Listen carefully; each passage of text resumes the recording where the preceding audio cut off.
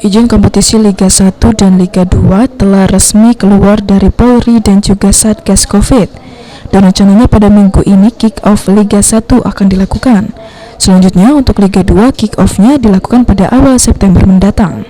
Atas hal tersebut, klub kebanggaan warga Sumsel yaitu Sriwijaya FC kini mulai menyiapkan kembali para pemain untuk melakukan latihan bersama di bawah naungan pelatih kepala Nil Maizar. Disampaikan oleh Presiden klub Sriwijaya FC yang juga Ketua KONIS Sumsel Hendry Zainuddin.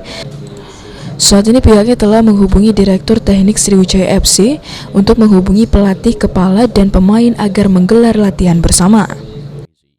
Saya kepada Dirtek untuk menghubungi pelatih dengan pemain untuk latihan bersama lagi.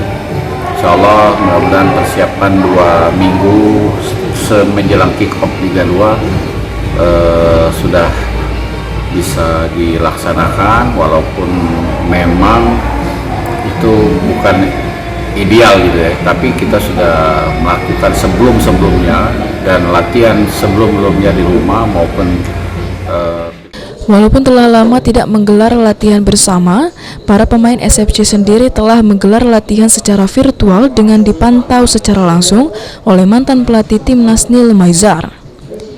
Firman Hidayat, PAL TV.